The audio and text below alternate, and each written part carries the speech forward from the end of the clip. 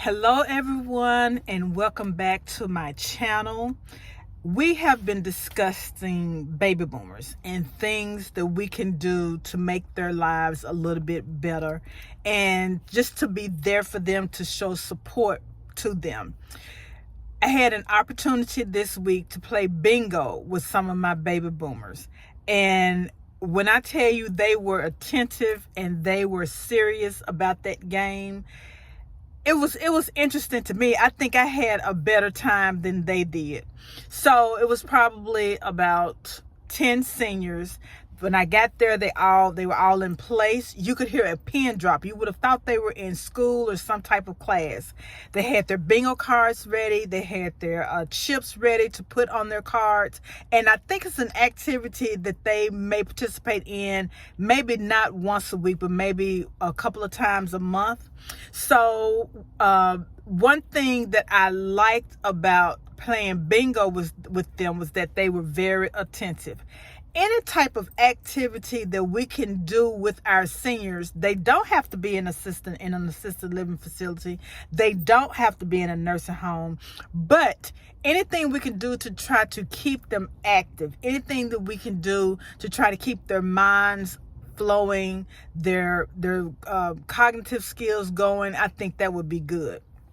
So I had these two participants. One lady could not hear at all. I don't know if this lady wore hearing aids and just didn't put them in that day, or what was exactly going on with her. But every time I would call the bingo number and let her out, the lady next to her would have to scream it, repeat it in her ear, and then would have to show her where it was on her card. Now, she was able to pick the chip up and place it on her card. So we had three things that was going on. We had them being able to visualize and to see what was going on with that bingo card. We also had their listening and their cognitive skills going, because as I called out each name, each number, and each letter, they were able to put their chip on the bingo card. And then their cognitive skills, OT would have been proud of me, occupational therapy.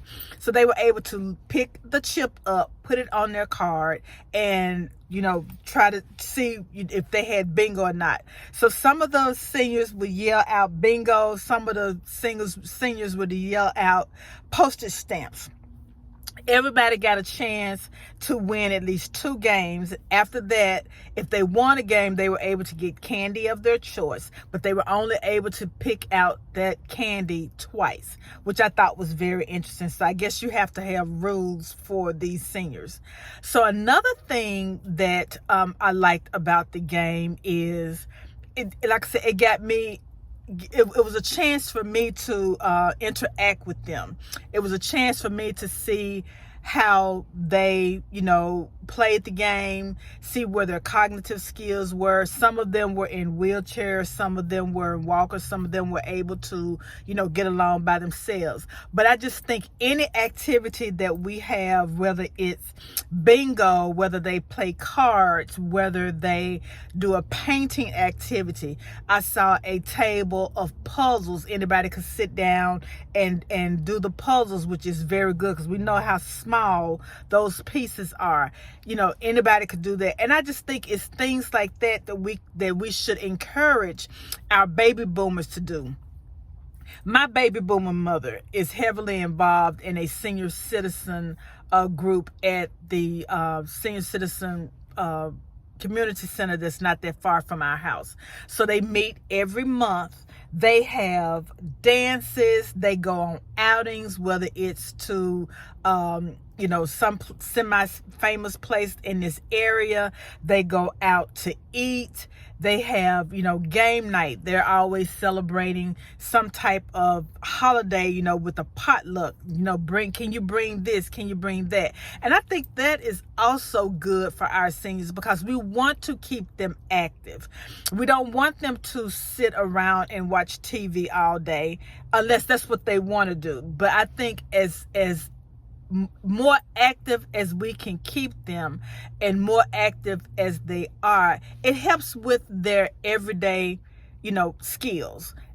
If they want to go to the mall to walk, then let's encourage that. If they want to go to their neighborhood community centers and do an activity there, if they want to walk around, let's encourage that also.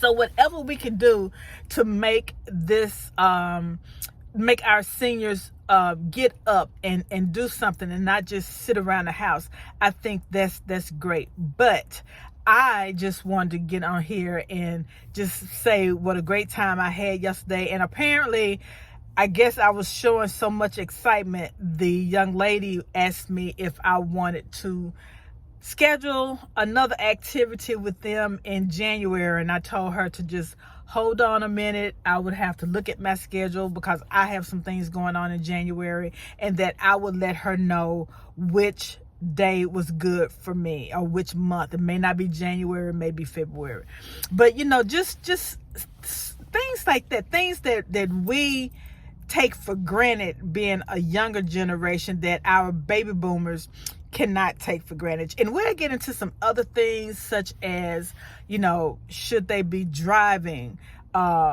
if they live alone, what things we can do to help them with that. Can they still go to church? Can they still go to the hair salon? Things that I see my mother and my aunt do. Can the seniors in our lives still do those same things? So we'll discuss that in one of my videos that's coming up, okay? And I hope everyone has a great holiday, and we will speak soon. Thank you, and don't forget to like and subscribe.